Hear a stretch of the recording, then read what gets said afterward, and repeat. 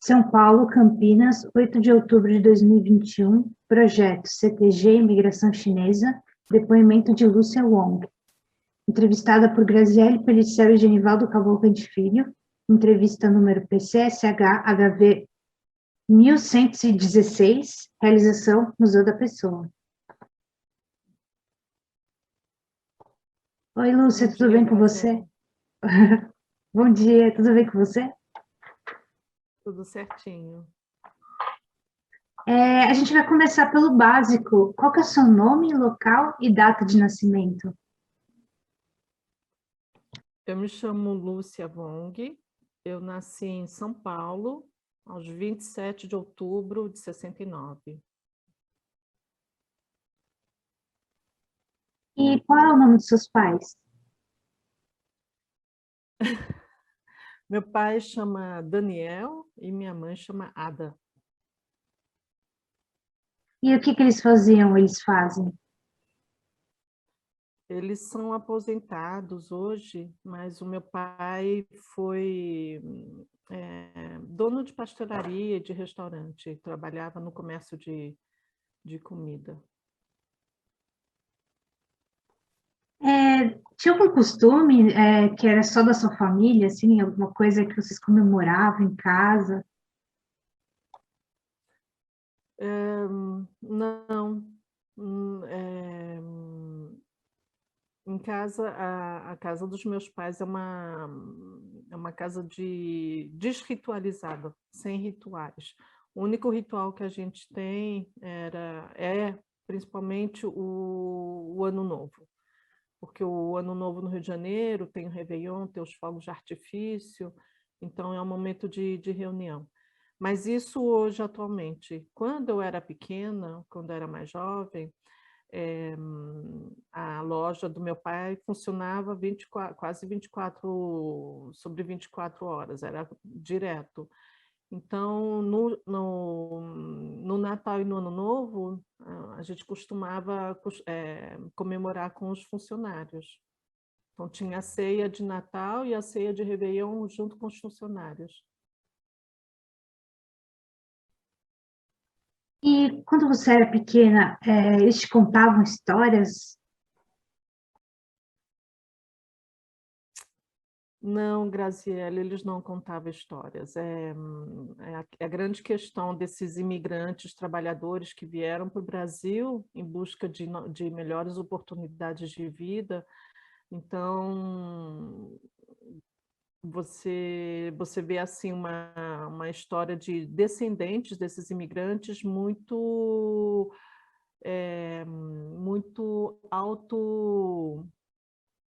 autoeducada, porque meus pais trabalhavam muito, né? A loja, como eu disse, ela ficava quase 24 horas aberta, então 24 horas eram 3, 4 turnos. E então a gente, não, meus pais não tinham tempo de sentar para contar as coisas. E de onde que são seus pais? Meus pais são da região do sul da China, da região de Cantão, que a gente chama hoje de Guangzhou, o Guangdong. Você tem irmãos? Sim, nós somos 5. Eu tenho uma irmã mais velha e 4 irmãos mais novos, 3 irmãos mais novos. Você consegue descrever a casa onde você passou a sua infância?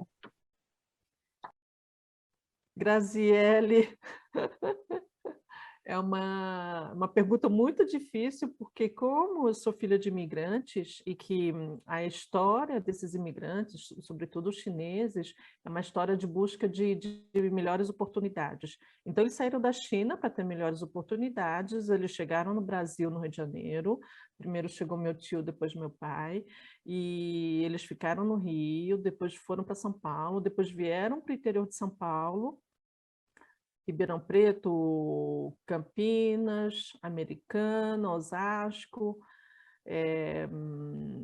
Então, é uma casa que eu tenho assim, uma lembrança mais nítida e duradoura, porque eles ficaram bastante tempo nessa cidade, é de Americana. Então, meu pai e meu tio, eles tinham uma pastelaria em frente à estação FEPASA de Americana, e então a gente morava numa casa de bairro, brincava na rua com os vizinhos, é onde eu tenho maior lembrança de infância, por conta dos vizinhos e por conta dos meus primos. E o que você gostava de brincar quando criança? Você tinha alguma brincadeira favorita? Mesmo eu, eu cresci com meus primos mais velhos. Então, eu tenho lembrança. Eu gostava de boneca, mas assim, eu não tinha aquela coisa de ficar brincando de boneca. A gente brincava muito de coisa na rua, de queimado, de autorama, de soltar pipa, de fazer aviãozinho, apostar corrida, de brincar de carrinho. Então, você brincava bastante na rua, assim, com os vizinhos? Você tinha muitos amigos ali em volta?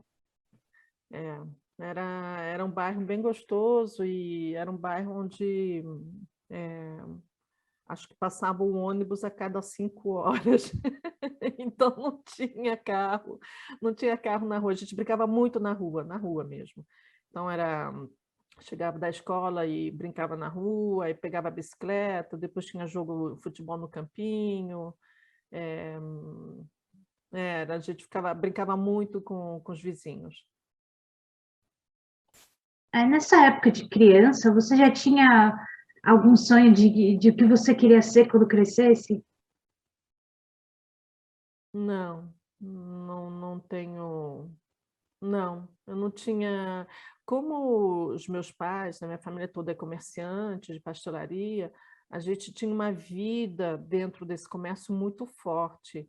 Então, a pastelaria abria de domingo. Então, às vezes, todos os domingos, a gente quando saía em família para ir almoçar, mas na volta a gente passava na pastelaria para ver se estava tudo bem. Aí, se precisava de alguma coisa, passava na pastelaria. Se tinha algum aniversário, era salgadinho da pastelaria. Então como o trabalho dos nossos pais, né, meu pai, meu tio, era muito voltado a isso, o nosso universo era muito dentro disso. E nas férias eu passava muito tempo na pastelaria. Então comecei a ajudar meu pai muito nova, já com 9 anos, durante as férias de verão. Então, eu abria e minha irmã ia no almoço, ou minha irmã abria e eu ia no almoço. Então, muitas vezes, de manhã, é quando você abre, não tem movimento, eu ficava com o pasteleiro, fazia massa de pastel, via ele fazendo coxinha, quibe. Então, a minha vida toda de infância foi muito voltada para esse comércio de comida, essa coisa de restaurante, de cozinha, de mercadoria chegando, de quilos de farinha, saco de açúcar. Então, assim, não, eu não imaginava uma profissão, outra. Eu não pensava em trabalho, porque eu vivia esse trabalho, então eu não tinha essa ideia, não. Só voltando um pouquinho, essas mudanças foram por causa da pastelaria, assim, novas oportunidades que sua família foi procurando? Exatamente. Tinha pastelaria em Americana, e aí aconteceu deles ter uma oportunidade de ter uma pastelaria do lado da antiga rodoviária de São Paulo, que ficava perto da Praça da Luz. Então, eles mudaram para São Paulo, ficaram com essa pastelaria até fechar a rodoviária antiga, e quando a prefeitura decidiu fechar para mudar para o Tietê, eles fecharam a pastelaria, e aí meu pai foi para o Rio, porque ele já tinha uma loja lá, e meu tio, posteriormente, foi para o Rio também. Então, o Rio de Janeiro também era uma época de bastante crescimento, porque eu lembro que quando a gente mudou para o Rio, foi quando o metrô começou a ser construído no Rio de Janeiro. E a pastelaria que meu pai tinha na época no bairro era do lado do metrô. Então, era busca de melhores oportunidades, sim. E quando você entrou na escola, você tem alguma lembrança, assim, desse primeiro momento? Sim, eu tenho uma lembrança muito forte da escola em americana, porque eu era mais nova, eu tinha 5 anos, eu já estava alfabetizada, que a minha prima, que era mais velha, ela me ensinava a ler e escrever. Então, quando eu fui para a escola, eu era mais nova e eu lembro que eu entrei na escola com essa minha vizinha. A minha vizinha, nós temos a mesma idade e então a gente ia para a escola juntas, voltava juntas e tal. E até hoje essa amiga de infância a gente continua tendo um bom contato. E depois eu lembro aí quando a gente saiu de Americana fomos para São Paulo e São Paulo eu tenho uma lembrança muito forte da escola, porque foi quando eu fui, de fato, alfabetizada com matemática e português. Eu tenho uma lembrança muito nítida das professoras. E eu gostava muito dessas professoras, eram aquelas professoras da moda antiga. Então, assim, eu tenho uma lembrança muito nítida das minhas professoras do primeiro, segundo, terceiro ano. E você tinha alguma matéria favorita? Sim, português, sempre foi. Sempre fui, sempre gostei muito de línguas, hoje eu falo várias línguas, e o português sempre foi minha matéria preferida, e depois o inglês na escola. É, as escolas sempre foram perto da sua casa? Você ia a pé? Como que você ia? É, quando a gente, quando era mais nova, todo mundo ia a pé para a escola. Não tinha a coisa dos pais levarem, era muito raro. Não tinha isso dos pais levarem. Então, quando eu morava em Americana, quando o pai dessa vizinha ia pegar a gente na escola, porque coincidia do horário dele sair do trabalho, a gente achava assim um luxo total. Mas, sim, a gente caminhava, andava muito, era sempre a escola e de Americana e de São Paulo era bem longe de casa. Então eu andava, sei lá, uns 10, 15 minutos e a pé sozinha para a escola. E você ficou até em que série nessas escolas? Então, os meus pais, meu pai, a gente mudou para o Rio de Janeiro em 79, eu estava na quarta série. Quarta série hoje é o terceiro ano, né? Eu tinha 9 anos.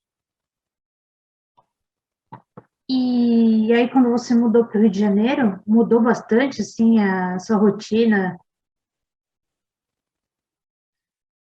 É, sim, mudou a rotina porque primeiro, o Rio de Janeiro é bem mais calor que São Paulo, né?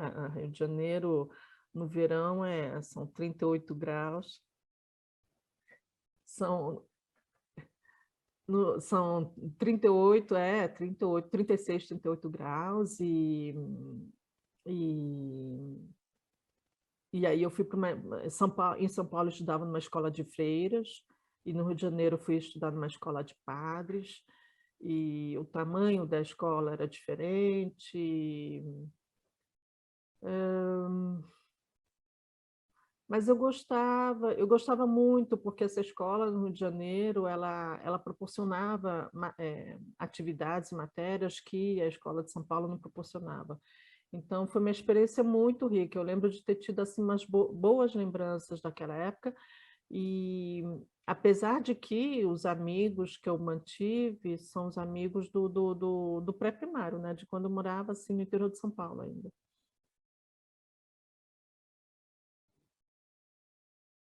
E aí, no ensino médio, você continuou na mesma escola ou já mudou para outra? Ensino médio, de novo, é um vai e vem. Aí eu voltei para morar em Americana. Não, no ensino médio não, isso no ginásio. A gente foi para o Rio, mas eu voltei a morar em Americana há alguns anos, e aí eu voltei para o Rio de Janeiro, para a mesma escola, e aí já não era mesma turma. Depois, no ensino médio, foi diferente ainda, porque aos 15 anos eu fui morar na China. E eu fui para a China, eu fiquei na China 2 anos, durante 2 anos, numa escola de línguas. Eu fui para fazer um curso de verão com minha irmã e meus primos, e eu gostei, eu perguntei para o meu pai se eu podia ficar, e meu pai falou: "Tudo bem". E como eu tinha é, eh, então eu fiquei numa escola, como internato mesmo, né, só tinha nessa escola, hoje ela faz parte da faculdade em Cantão, em Guangzhou, mas naquela época ela era só uma escola de línguas, era uma escola preparatória para quem fazia o vestibular, e porque na China as pessoas têm que se mudar para a escola, porque naquela época você prestava medicina, tinha 2 ou 3 faculdades, então você tinha que fazer uma preparação, uma escola preparatória para saber para onde você iria, você não sabe se você ia, sei lá, para Minas ou para São Paulo.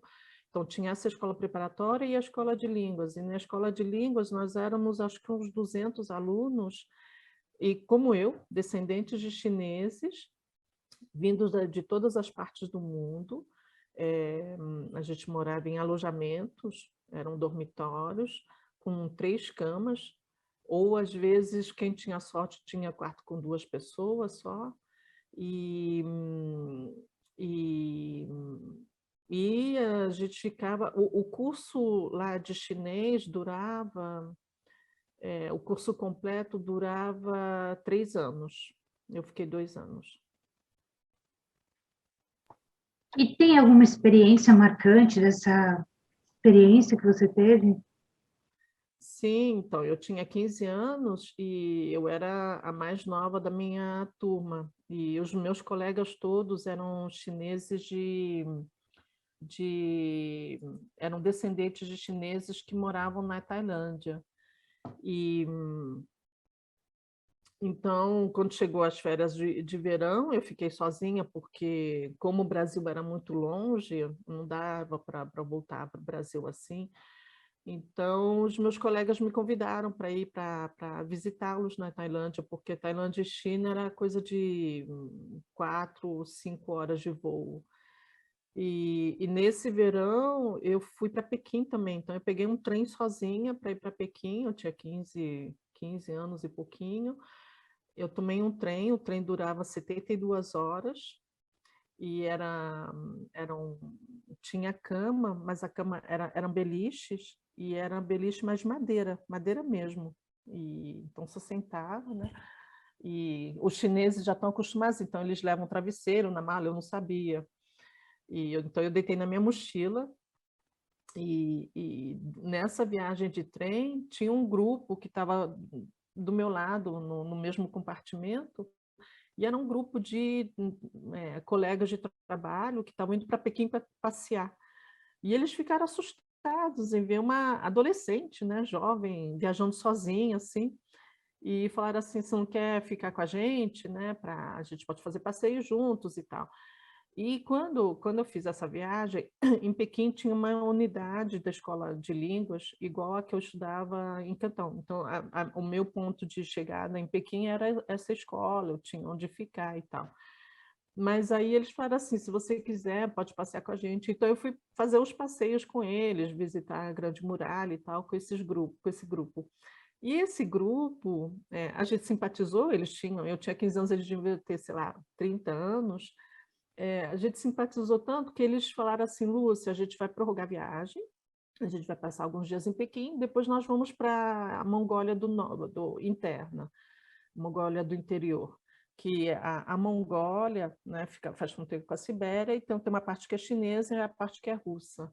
E aí ele falou: "A gente vai para a Mongólia interior, você quer ir com a gente?" Eu falei: "Vou". Aí fui com eles. A gente tomou um trem, foi para a Mongólia, e, enfim, tomamos leite de camelo salgado, uma coisa assim doida. E então essa viagem foi uma coisa assim, depois eu mantive contato com eles durante um tempo, mas como na época eu não escrevia nem lia chinês ainda, eles não liam muito inglês. Talvez a gente tenha mantido contato 1 ou 2 anos, mas depois eu perdi completamente contato com eles. Mas foi uma epopeia essa viagem. É, eu sei que a sua família é chinesa, né? Mas daí você está na mistura das duas culturas, brasileira e chinesa. Você sentiu alguma diferença quando você foi para a China? Sim, sim, porque quando eu fui para a China foi em 1985. E a abertura da China para o mundo ocidental, a economia de mercado e tal, mercado não, foi quando o Deng Xiaoping fez a política dele de abrir as fronteiras e recomeçar, retomar o negócio com os países estrangeiros, ele fez isso em 78. Então, quando eu fui para a China, em 85, ainda era muito recente. Tinha coisas assim que na China que eram coisas assim que aconteciam que eu nunca tinha imaginado que existisse. E como eu tenho esse meu, né, eu tenho as feições chinesas, mas eu não me visto como chinesa, né? Então, olha, isso aqui na China você não mostra. Na época todo mundo, até as mulheres ainda usavam aquelas blusas mal, que a gente fala com gola mal, que era até aqui, cinza. Eu usava roupa de cor, né? Eles não usavam roupa colorida na época, era só o cinza, marrom. Então, a gente usava roupa colorida. Então, quando eu fui, por exemplo, para a Mongólia, eu virava assim, eu via um monte de criança me seguindo, que eles achavam exótico, essa chinesa diferente. E era muito estranho isso. E uma coisa assim que ficou muito marcada, na estação de trem, quando eu fui comprar minha passagem de trem de Cantão para Pequim, a estação de trem é imensa, imensa, uma coisa assim, não dá nem para comparar aqui. Não sei, eu não sei nem que monumento aqui eu teria em São Paulo ou em Brasília para te dar uma ideia de comparação de imensidão. Mas era imenso e você tinha aquela, assim, os guichês, muitos guichês, com tudo escrito em chinês e filas enormes. Aí eu fui fazer a fila para comprar minha passagem e tinha, sei lá, 30, 40, 50 pessoas na minha frente. Sabe que a China é hiperpopulosa. Então, até chegar a minha vez, eu fiquei lá 1 hora e meia esperando. Aí cheguei no caixa, no guichê, e ela falou... E eu tinha a carteirinha de estudante estrangeira. E ela falou assim, a fila para estrangeiros não é aqui. Então, e eu falava assim, mas eu perguntava em inglês, mas onde é? Porque eu não falava muito chinês. Aí, quantas vezes não brigaram já comigo porque eu tinha feições de chinês e eu não falava o chinês. Então, eu falava um monte de coisa, não entendia nada, e ia lá eu fazer fila em outro guichê. E assim, como são todos chineses, eu também sou chinesa, então eu não conseguia identificar qual que era a fila de chinês estrangeiro. Era muito estranho. E o que te fez voltar para o Brasil? Você comentou que o curso era de 3 anos, mas você ficou só 2. Porque eu estava com quase... Eu voltei, eu tinha 17 anos, e eu queria fazer o vestibular, né, estudar e tal. E eu não queria passar fazer o cursinho, o ensino médio, com mais de 18 anos. Então, eu preferi voltar, terminar meus estudos para eventualmente voltar para a China. E aí, quando você perguntou, seu ensino médio, aí o ensino médio eu fiz o ensino médio depois de voltar para a China, e foi quando aí eu fui para um cursinho, eu saí da escola do bairro, e também foi uma outra vida. Aí no cursinho você já tinha, no cursinho não, no ensino médio, você já tinha uma ideia do que você queria fazer? Sim, no ensino médio, que era, na verdade, era um cursinho ensino médio, eu queria fazer relações exteriores e ser tradutora. Uhum. E aí depois desse cursinho você já entrou na faculdade?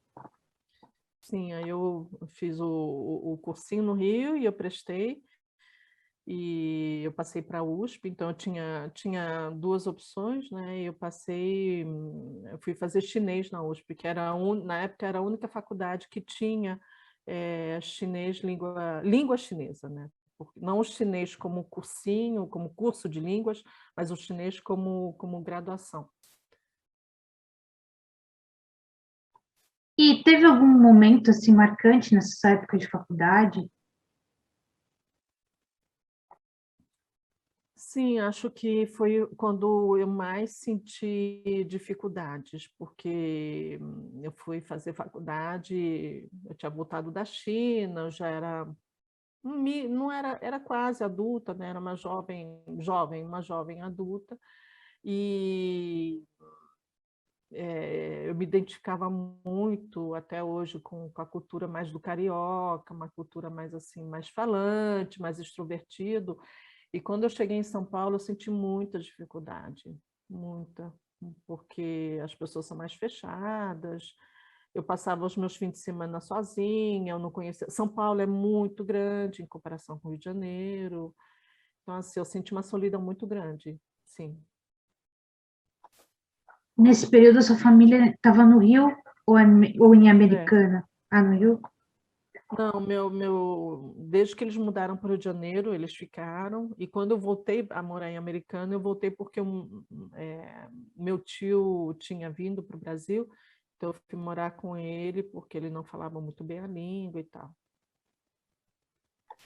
E aí, na faculdade, você fez algum estágio? Na verdade, outra mudança.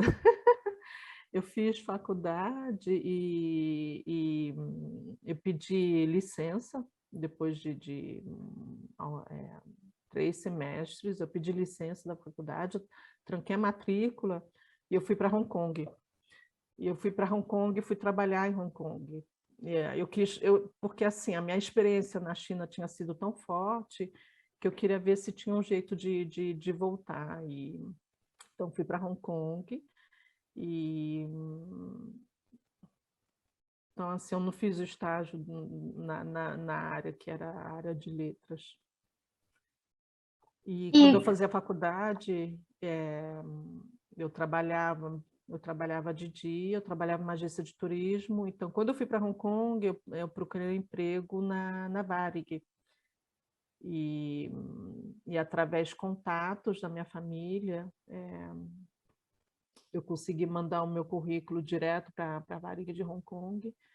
E então eu consegui. Quando eu cheguei em Hong Kong, não tinha vaga, porque eles só tinham. A equipe era pequena, mas eu esperei menos de um mês. Uma das funcionárias estava emigrando e abriu uma vaga. e como é que foi morar esse tempo em Hong Kong? Você ficou quanto tempo lá? Eu morei 5 anos em Hong Kong. Foi uma das melhores épocas da minha vida. Foi maravilhoso.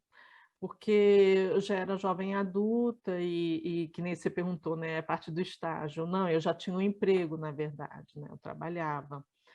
Eu tranquei minha matrícula, comecei a trabalhar na Varig, foi muito rico. Todos os meus colegas eram, não, exceto 3. Nós éramos 12 na equipe e nós éramos quantos brasileiros? Eu e mais 3. Então, nós éramos 4 brasileiros na equipe e era uma equipe pequena, nós tínhamos quase todos a mesma idade, e então a gente viveu assim, uma época muito boa. Sobretudo, foi uma época muito feliz, porque foi quando a Varig decidiu viajar, abrir um voo para Hong Kong, um voo direto. Então, eu trabalhava na Varig nessa época. Então, assim, ver como uma companhia aérea instala, como tudo é feito para você abrir uma linha comercial e depois abrir uma base, porque Hong Kong se tornou uma base, Aí vieram os comissários de bordo, e como eu era a única brasileira que falava português e chinês, eles falavam muito comigo, então, assim, foi uma época muito bonita profissionalmente, com é, uma coisa de entendimento com as pessoas, de entrosamento com a equipe, com a cidade. E, como eu falava chinês e português, era muito valorizante para mim também. E durante esse tempo que você ficou lá, você chegou a estudar lá também? Eu estudei, mas eu não estudei.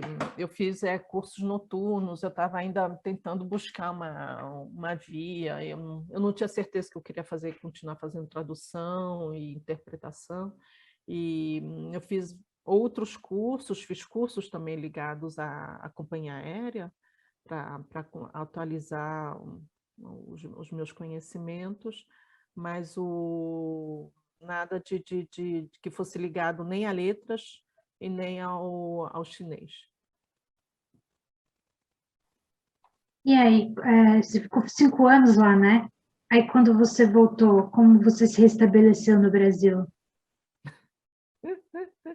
Graziele, nada é tão simples assim. É, quando eu trabalhei lá, mas depois logo depois surgiu uma oportunidade para trabalhar no Carrefour, ainda em Hong Kong.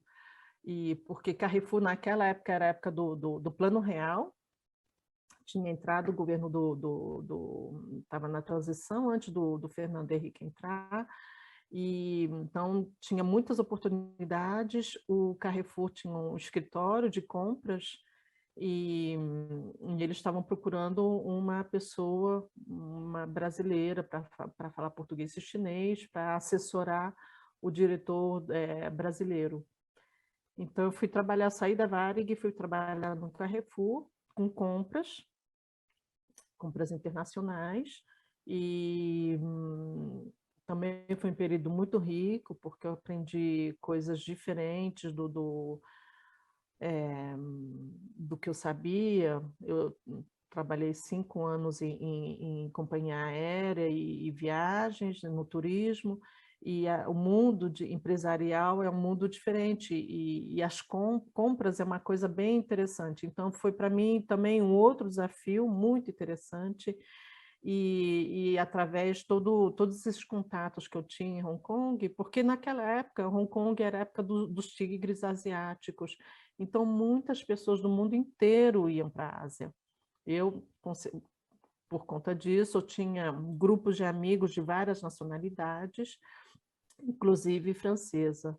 E nisso eu conheci o meu esposo. Então, comecei a namorar com francês, e, e, e aí eu deixei Hong Kong e fui para a França.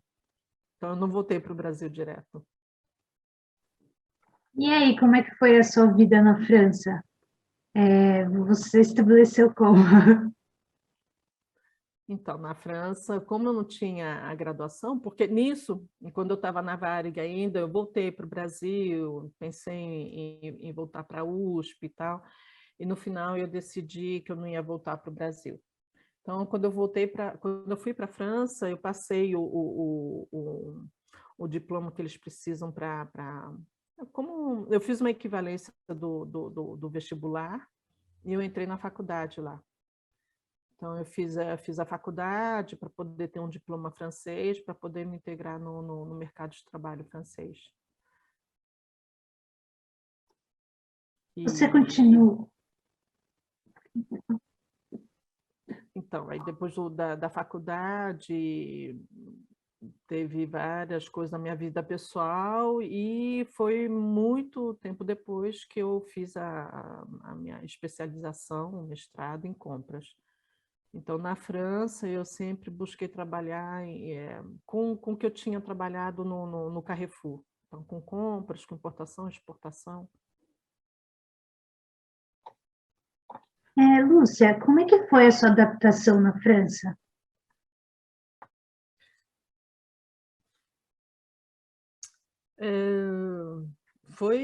Ela foi em vários níveis. Primeiro, do clima, porque eu saía do Rio de Janeiro, depois fui para Hong Kong, que é um país que é uma cidade tropical, muito calor também, e você chega num país que muito seco, com o inverno.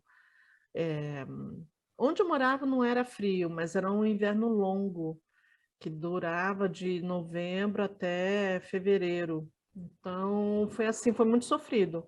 E foi nessa época que eu vi o quanto era importante para mim morar num lugar quente e perto do mar também. Porque Hong Kong era uma ilha, Rio de Janeiro, assim, para mim a referência de cidade é Rio de Janeiro. Então, foi muito difícil nesse sentido. Depois, foi difícil também porque quando eu fui para a França, eu já tinha mais de 25 anos. Então, eu voltei para a faculdade. Meus colegas de faculdade tinham 17 anos. Então, era muito diferente. E eu tinha vindo da Ásia. Eu tinha chegado da Ásia, da época dos tigres asiáticos. Então, tudo acontecia na Ásia, principalmente em termos de tecnologia. Então, eu cheguei na França, eles ainda usavam telex. E o fax ainda era muito raro, algumas pessoas tinham. Então, eu tinha o fax no meu computador, eu mandava fax pelo computador. Eles achavam isso assim uma coisa de outro mundo, porque eles ainda tinham um aparelho, fax que você colocava para passar. Em Hong Kong, as telecomunicações em Hong Kong são assim muito avançadas. Então, em Hong Kong, você está andando na rua, de repente você vê um poste com telefone. E aí você podia telefonar, porque a ligação local era gratuita. E mesmo quando você ligava de um orelhão, era $1 de Hong Kong e você ficava a noite inteira falando. Então, eu cheguei na França, era complicado telefonar, era muito caro. Então, assim, era uma coisa muito... Foi muito estranho. Em termos de comida também, porque o francês ele come muita manteiga, muito creme, laticínios, iogurte, queijo, e eu, como boa asiática, eu não tenho as enzimas que digerem o laticínio, então para mim foi sofrido. Não tinha muita verdura, porque não é um país tropical, então você tem alface, bom, é, foi muito estranho. E os franceses, eu falava francês, porque eu comecei a fazer francês quando eu estava na faculdade, eu já fazia francês. Então, eu falava francês em Hong Kong. Ah, sim, você perguntou, né, o que eu estudei. Eu estudei francês. Então, eu sempre quis, quando eu estava na faculdade, eu me apaixonei pelo Gérard Depardieu, e eu falei assim, nossa, eu tenho que assistir, eu tenho que ver os filmes dele na língua original e tal. Então, eu sempre quis estudar francês, e em Hong Kong eu continuei, e quando eu cheguei na França eu não tinha muita dificuldade nesse sentido, mas o jeito de pensar francês é muito diferente. Então, na faculdade foi muito difícil, porque eu estudei em escola de freiras, em escola de padres, onde você não te pedem para ter um espírito crítico, e a educação francesa, ela te impõe um espírito crítico.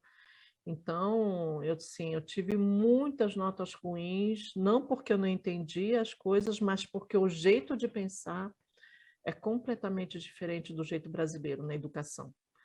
Porque aqui eu sou da época que a gente tinha que fazer uma redação por semana. Ah, faça uma redação das suas férias e tal.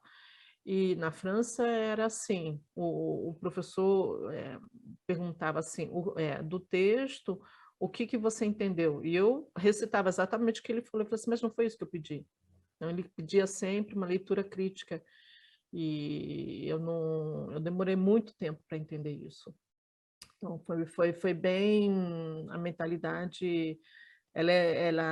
Para mim foi um susto, porque é uma mentalidade ocidental, mas ela é muito longe da mentalidade que a gente tem no Brasil.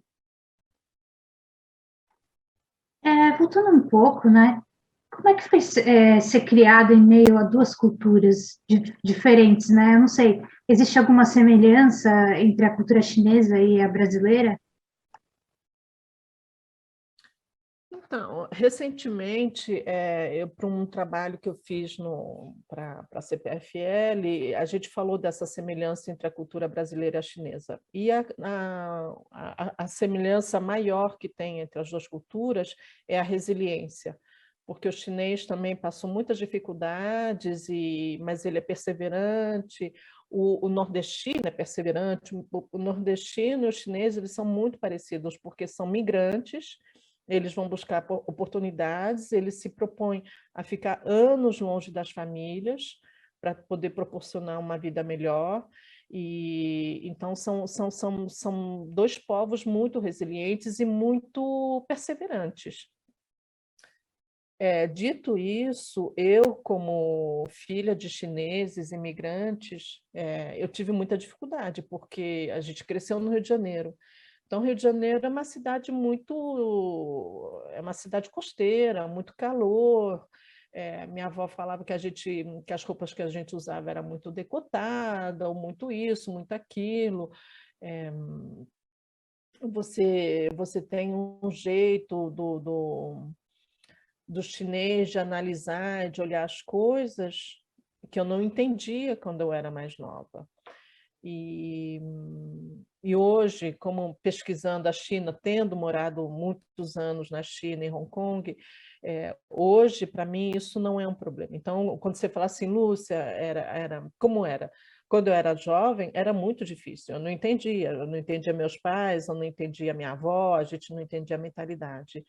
E hoje, depois de tudo essas mudanças todas de países e tal, hoje eu vejo em que pontos eu consigo apreciar a cultura chinesa. E, e hoje eu posso te dizer que eu tenho cartas na manga. Eu tenho cartas na manga onde eu sou chinesa, onde eu sou brasileira, onde eu sou francesa, porque eu sou binacional francesa por conta do meu casamento. Então, mas assim, então, o chinês e o brasileiro têm essa coisa da resiliência, da perseverança, do labor, né? Eles não temem o labor. O francês, eu diria que o francês e o chinês ele têm semelhanças também, porque eles têm essa coisa muito forte com família. O francês, tanto com o chinês quanto o chinês, e o brasileiro, numa medida um pouco diferente, mas assim, para o francês é fundamental a família, eles trabalham para a família, para o melhor bem-estar da família. O chinês também é assim, as reuniões de família são importantes, estar com a família é importante, preservar os seus idosos é fundamental. A gente também tem isso um pouco no Brasil. O Brasil é uma questão afetiva, mas para o francês e para o chinês é uma questão moral. Tem um afetivo, mas tem a questão moral. Aquela coisa de você não poder... não tem como você deixar os idosos, sendo que eles cuidaram de você antes. Então, é uma coisa muito que vem também. Aqui no Brasil a gente também tem isso, mas a gente tem muito a questão do meus avós e tal. Mas a gente não tem isso como um dever cívico, e eles têm isso muito forte. Como se fosse um respeito, né, aos seus ancestrais. Exatamente, a sua história, né? Porque, na verdade, é exatamente isso, Graziele, é que a gente sabe, né, que é só você conhecendo a sua história que você vai conhecer o seu futuro.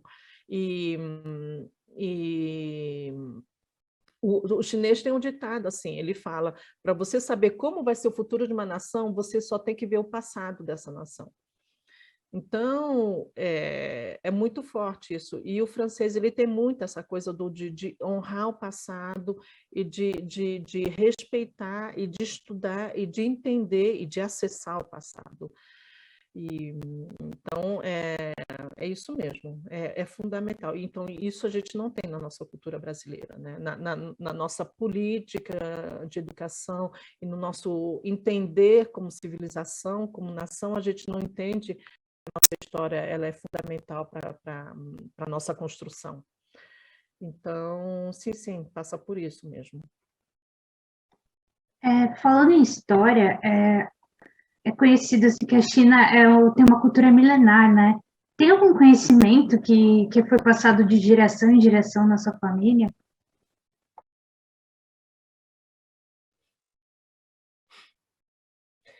É,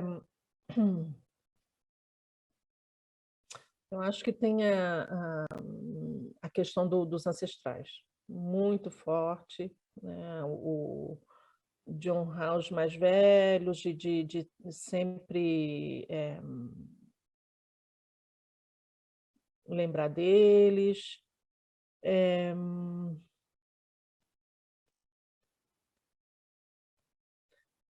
na minha família, eu acho que o que é mais forte na minha família no global é a adaptação, a capacidade de adaptação. Porque, como eu disse, né, meu pai e meu tio chegaram, depois eles trouxeram todo o restante da família. A família toda já mudou para várias cidades, várias casas, vários lugares. E tanto eu quanto meus irmãos, meus primos, a gente não tem uma, uma história de separação, de dor, né? Mas a gente tem uma história assim de, nossa, nós temos amizades em vários lugares do mundo, e em várias cidades. Então a gente tem muitas amizades. Então, para a gente não foi assim, não foi um sofrimento no sentido que quando eu vim para o Brasil com os meus filhos, o meu filho mais velho foi um grande sofrimento, porque ele estudava, fazia 11 anos que ele estudava na mesma escola com os mesmos amigos. E, e eles falam de transplantação. Eu transplantei o meu filho, né? Eu desenracinei ele de onde ele estava e eu trouxe ele para o Brasil. E, enquanto que eu e meus primos, a gente não sente esse desenraizamento. Talvez porque a nossa família seja desenraizada, em um certo sentido. Voltando um pouquinho para a França, assim, quanto tempo você ficou lá? Quase 17 anos. Bastante tempo. Então, a adaptação do seu filho, você quis dizer da França para o Brasil, né? É, sim, porque, como eu disse, eu teve várias mudanças na minha vida pessoal. Eu me casei, eu tive filhos e eu vim para o Brasil, voltei para o Brasil só tem 9 anos. Então, meus filhos já eram nascidos, meus filhos são todos nascidos na França. E, e eles chegaram alfabetizados no francês. Então, foi todo um movimento inverso para eles. E você tem quantos filhos? 3. Qual que é o nome deles? Gabriel, Chloé e Matias. Como é que foi a sensação para você de ter sido mãe pela primeira vez? É uma coisa. Ser mãe assim sempre foi um sonho. E como eu fui mãe na França, foi muito interessante, porque na França eles pensam maternidade de uma outra forma. No Brasil, eu tenho muita impressão que muitas vezes, principalmente as jovens, elas não pensam ser mãe, elas são mães, elas se tornam mães porque o acaso faz com que. Na França isso é muito construído, porque o lugar da mulher ele é muito é um lugar mais marcado, principalmente na vida profissional. Então, o trabalho na vida da mulher é fundamental. Então, elas pensam muito a maternidade ela é planejada, ela é então, para mim, a maternidade sempre foi muito desejada e eu vivia um embate muito grande com essa coisa da vida profissional e da vida familiar. E, e como eu não tinha mãe, avó, tia do meu lado, eu me apoiei muito em livros ali, muita coisa sobre psicologia de criança, de bebê, de como estar e tal. E então eu pensei muito a maternidade. E para mim, né, foi uma experiência é uma das acho que é o top 3 das experiências mais ricas da minha vida. Você comentou, né, que você está no Brasil há 9 anos. E quando é que você começou a fazer o mestrado? E sobre o que que é o tema também? Nós voltamos para o Brasil em 2012 e eu comecei a fazer a pesquisa, comecei a pesquisar sobre imigração chinesa em 2019, começo de 2019, e eu consegui entrar no mestrado, ingressar agora em 2021, por conta de percalços burocráticos. Enfim, como tem prazo e tudo, eu não consegui ingressar mais cedo. Mas foi interessante porque desde então eu tenho feito a pesquisa. E eu comecei a pensar nessa pesquisa porque quando eu voltei para o Brasil, quando eu voltava, eu sempre falava assim, puxa, não tem história, não tem estudo sociológico sobre a imigração chinesa. E por ter crescido no meio de imigrantes chineses que chegaram antes dos anos 60, esses imigrantes viveram assim, histórias, viveram o crescimento do Brasil com Kubitschek, viveram a hiperinflação, viveram a democratização. Então, eles têm umas histórias assim, que eu ouço da família e tudo, até mesmo história da construção de Viracopos, eu ouvi histórias. E na época, Viracopos ia ser o aeroporto, não ia ser Guarulhos, e por questões de negociações entre partidos e política, ficou Guarulhos, e que Viracopos, enfim. Então, assim, essas histórias eu achei muito interessantes, porque elas eram contadas por imigrantes, e eu falei, nossa, é uma parte da história que brasileiro não conhece também, que eles não viveram isso, né? E também por não ter estado, assim, se você não está em Campinas, você não vai saber muito da história de Viracopos. E eu pensei, falei, nossa, precisa registrar isso. E aí eu comecei a pensar a pesquisa, e esses chineses já têm 80 anos. Então foi assim que eu comecei a pensar, de registrar o que eles contavam, de quando eles chegaram e tal.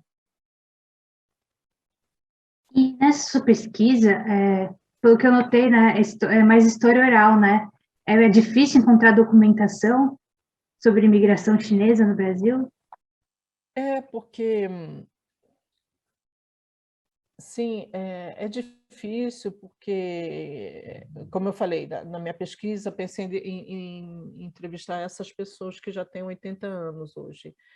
E, foi ao começar a pensar essas entrevistas que eu vi que muitos deles tinham familiares chegados antes de 1950. E aí eu pensei, puxa, mas essa história ela ainda não está registrada. Então, eu pensei, é melhor começar antes, então. Então, começando antes, você tem poucos documentos. Tem poucos documentos, sim. Tem pouca bibliografia. Tem documentos, mas eles são informais. Por exemplo, o Arquivo Nacional, eles têm milhares de documentos dos chegados, do começo do século XX, mas é,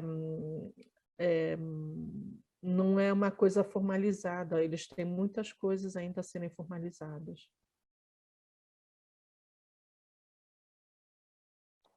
Agora a gente está indo para a parte final da entrevista e são perguntas mais pessoais. Mais pessoas ainda. Não, mas é para saber mais o seu hoje e futuro. A gente queria saber quais são as coisas mais importantes para você hoje.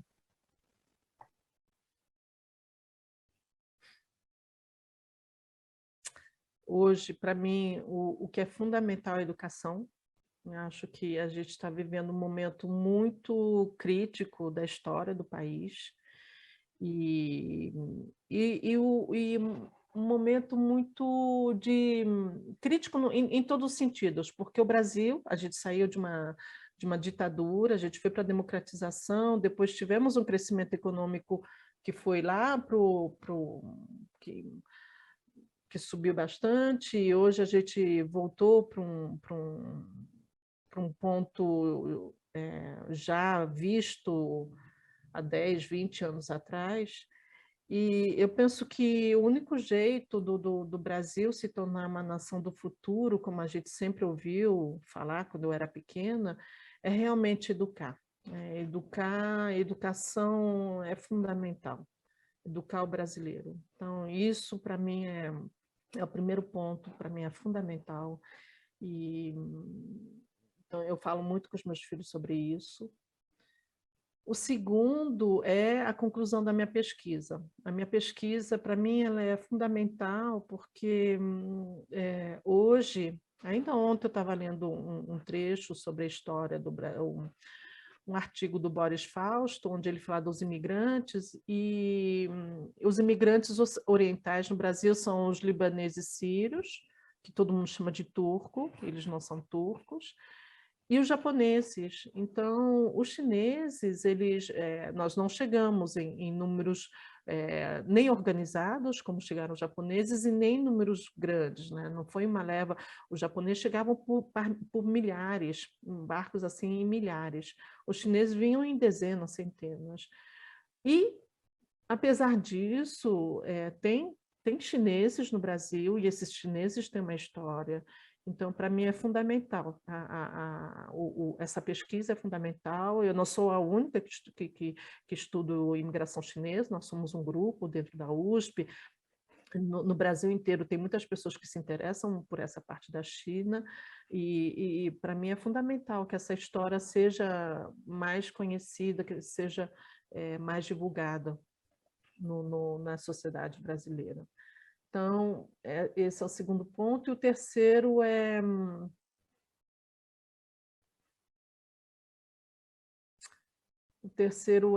tomara que a gente consiga, tomara que os meus filhos consigam ainda ver, enxergar a Amazônia. Para mim, a Amazônia, o Cerrado e o Pantanal, eu espero que a natureza seja tão resiliente quanto é o nordestino, quanto é o brasileiro, que ela consiga se repor. E quais são seus sonhos para o futuro? São esses, Graziele. Educação e chances iguais para todos. Eu acho que a gente está vivendo, a gente está olhando as coisas de um modo muito centrado em si, no Brasil.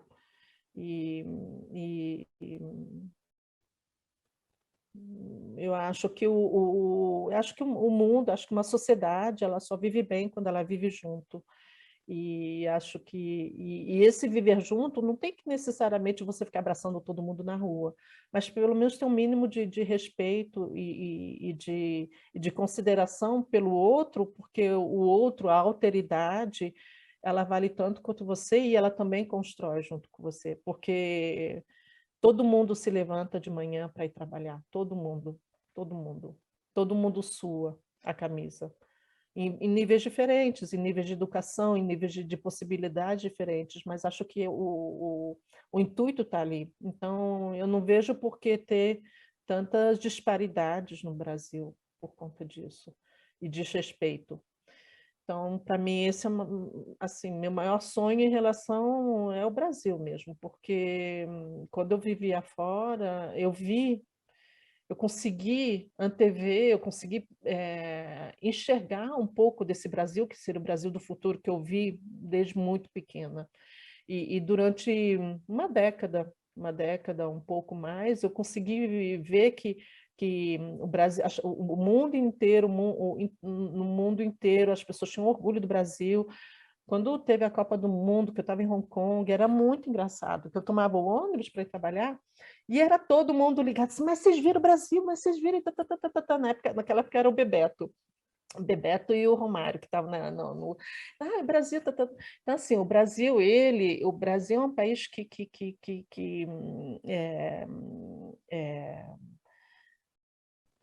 que é olhado pelo mundo. Muitas vezes, ele é olhado por muitas pessoas no mundo inteiro e assim, quando a gente está no Brasil, a gente não tem noção disso, porque a gente é um país continente.